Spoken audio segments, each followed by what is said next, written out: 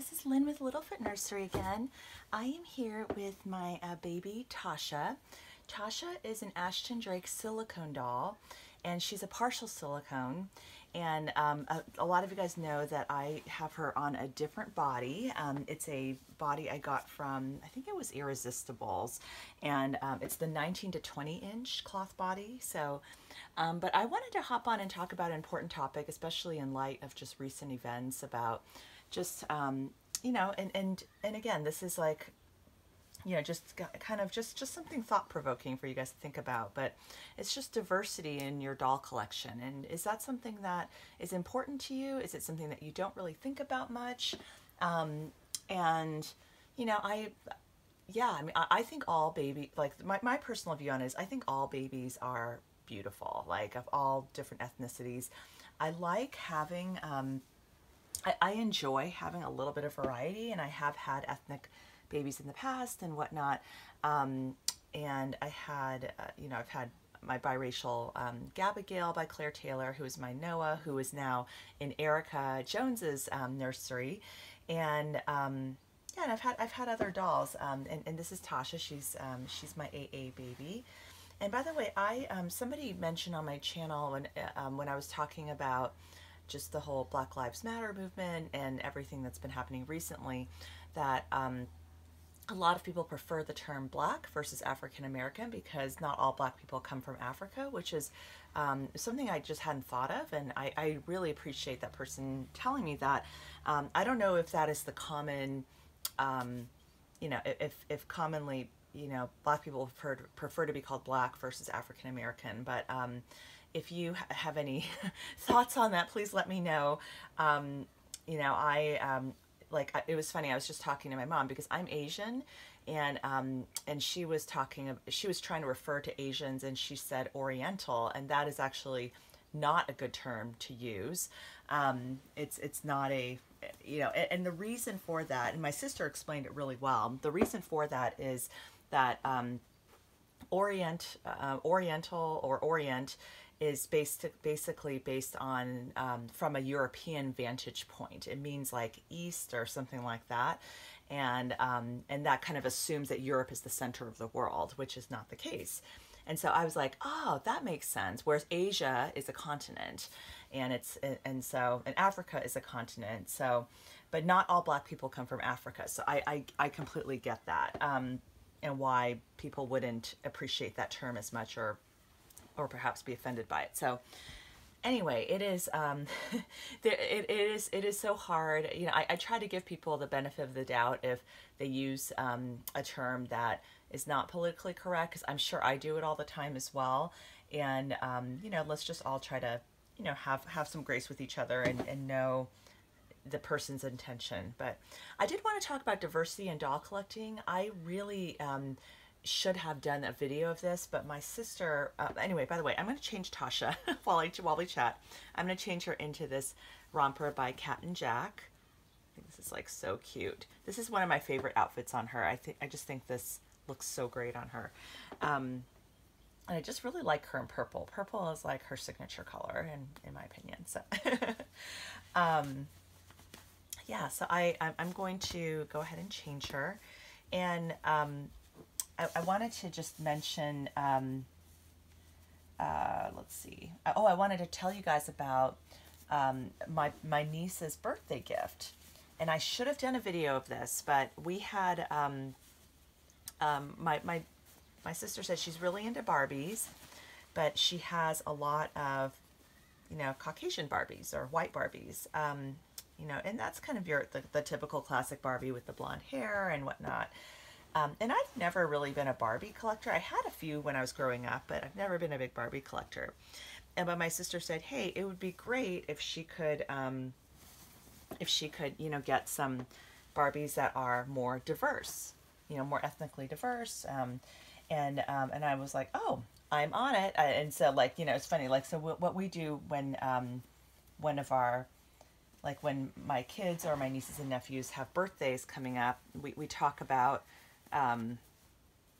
you know, we sort of share wish lists and, you know, that kind of thing. So And really, like, my sister has three adorable little girls, and like whenever one of them like wants a doll, I'm all over that. That is like that's my territory. So I immediately, of course, claimed the Barbie, and just to be able to say, okay, I'm going to get her the Barbies. Okay, so I ended up getting her 5 Barbies.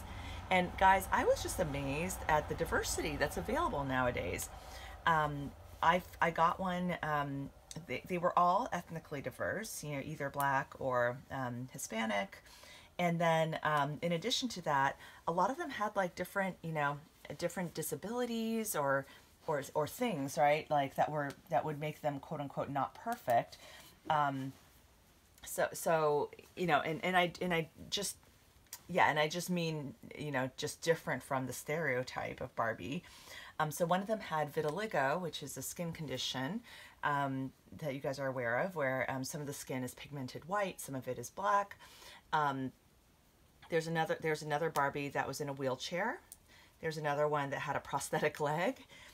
There's one that was just ethnic and, you know, kind of didn't necessarily have any other issue per se. And then there was one that was a little bit more chunky, right? Like more of a normal body size versus the unrealistic Barbie proportion body sizes.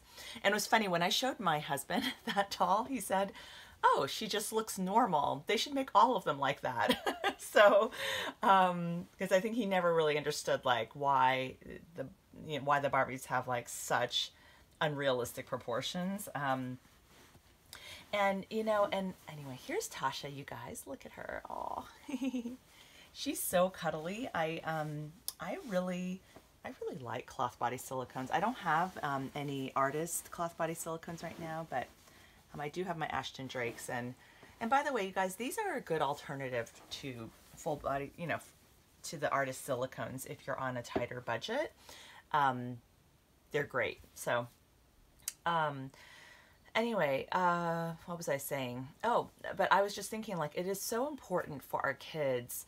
I would encourage all of us, you know, who are buying dolls for our kids to let them have some diversity. You know, you know, my daughter definitely has some diversity in her doll collection, and I think it just helps to teach kids early on that about other races and to generate awareness and all of that. And I don't know. I mean, I know kids are much more pure and they don't really think about race the same way that adults do, you know, whether consciously or unconsciously, but I think it's good to start young, you know. And wouldn't it be amazing if like the next generation, you know, we could see, you know, I don't know if we'll ever really see racism totally disappear, but if we can just decrease it and keep decreasing it, it really starts with us, you know, as parents, what we're doing at home and how we're educating our kids. So I do think having diversity in doll collecting is important, but you know,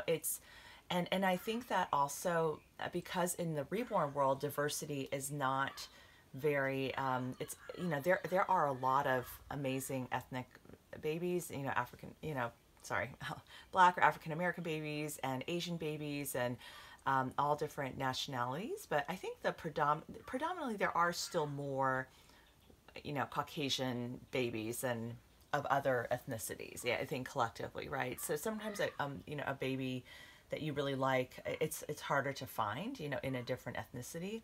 There are some babies that can be painted either, you know, I guess the ones with Anglo features that can be painted either Caucasian or, you know, darker skin tone. And so that's interesting. And then there are others that, you know, like I feel like Asians, we have very specific features where more the almond shaped eyes and things like that, like where it'd be harder to kind of make one of those, yeah, it'd be harder to kind of have the range of skin tones. But you know, again, I've seen some people paint Asian babies with a like an Asian sculpt with a darker skin tone. I've seen some give them blue eyes. I don't know any Asians who have blue eyes, by the way, but I see a lot of that in the doll world.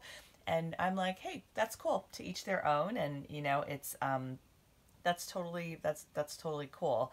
But yeah, I would just encourage us to think about diversity just in are collecting, and also in,